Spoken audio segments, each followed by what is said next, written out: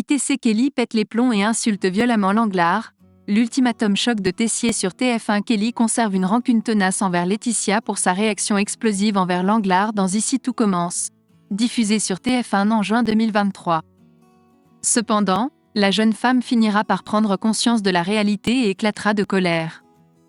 Bientôt dans les avenirs de Ici tout commence sur TF1, Kelly, Axel Dodier, prendra enfin son courage à deux mains et affrontera Langlare. Au début, Kelly n'a pas pu pardonner sa mère, Laetitia, car celle-ci avait révélé la situation à Antoine Myriel, Frédéric Diffenthal. Cependant, lorsqu'elle a vu que sa fille était toujours sous l'emprise de la chef et qu'elle pleurait, Laetitia a finalement réagi. Elle a proféré des insultes et accusé Langlare d'être une personne perverse. Quelques jours passent et Kelly reste boudeuse envers sa mère. Laetitia, Florence Coste, tente de se justifier en expliquant qu'elle ne pouvait pas simplement rester les bras croisés face à Langlare. La deuxième année de l'école comprend que sa mère n'a aucun regret et prend la décision de partir. Les larmes aux yeux, elle confie à Lionel, Lucien Belvès, que Langlare a réussi à manipuler Kelly contre sa propre mère. Lionel se sent impuissant, ne sachant plus comment lui venir en aide. Langlare tente d'éloigner Kelly de Laetitia dans Ici tout commence sur TF1. Dans la cuisine, Kelly croise Langlare, Victoria Montfort, et lui fait part de sa requête de ne pas divulguer ce qui s'est passé l'autre jour à Antoine Myriel.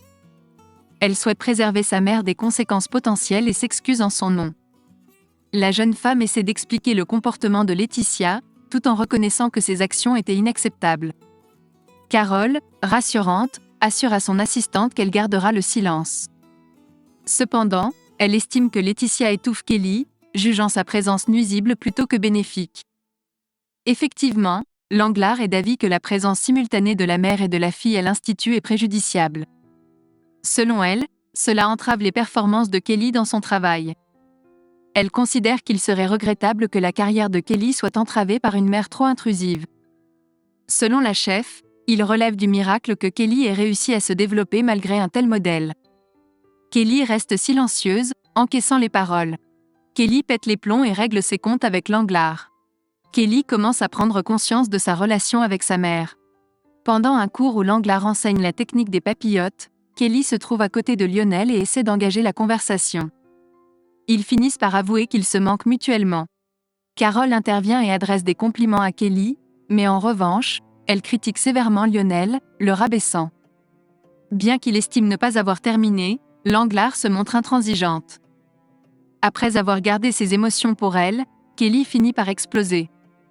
Kelly pense que Langlare se venge sur Lionel, ce qui intensifie la tension entre eux.